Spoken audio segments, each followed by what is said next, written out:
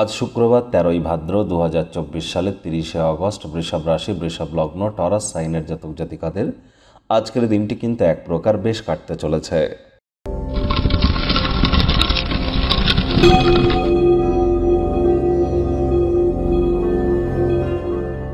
ভিডিওটির শুরুতেই স্ক্রিনে আপনারা দেখতে পাচ্ছেন শুক্র গ্রহের বীজ মন্ত্র ওম দ্রাং দ্রিং দ্রং স শুক্রায় নমঃ। এটি আপনারা আজ অবশ্যই সূর্যের আলো ডুবে যাওয়ার পর 108 বার জপ করুন, অত্যন্ত লাভান্বিত হবেন।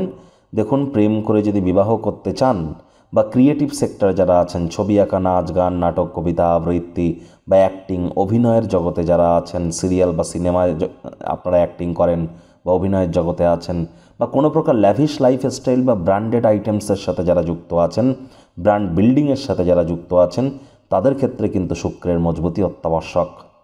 ভাগ্যমিটার আজ আপনাদের বলছে 7.5 আউট অফ 10, ভাগ্য আপনাদের অনুকূলেই থাকবে।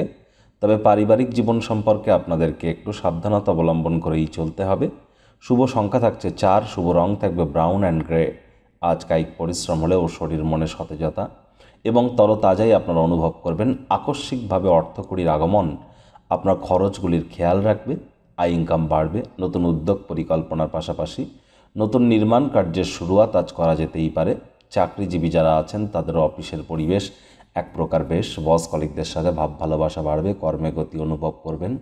আজ অনেকটা ফাঁকা সময় পাবেন, তৎসত্ত্বেও যে কাজটি ফাঁকা সময় করতে চেয়েছিলেন সেটি হয়তো আজ করে উঠতে পারবেন না।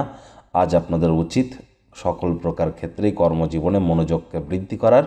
রাজনীতিবিদ যারা আছেন জনসংযোগ বৃদ্ধি করুন, সমাজে পপুলারিটিও আপনাদের বৃদ্ধি পাবে।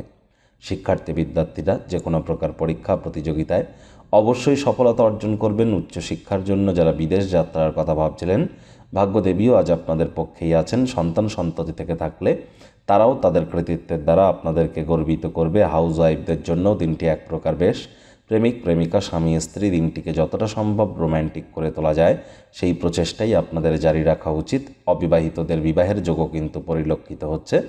আজ কায়িক পরিশ্রম হলেও শরীর মনে সতেজতা অনুভব যেমন করবেন, তবে পরিবারের প্রয়োজনীয়তাকে অগ্রাধিকার দিতে যেন ভুলবেন না। প্রিয়জনের সাথে অহেতুক তর্ক বিতর্ক করা থেকে বিরত থাকবার চেষ্টা করুন। ডমিনেটিং নেচারের হলেই কিন্তু ক্ষতি। শত্রুপক্ষ বিরোধী পক্ষ আজ খুব একটি শক্তিশালী থাকছে না।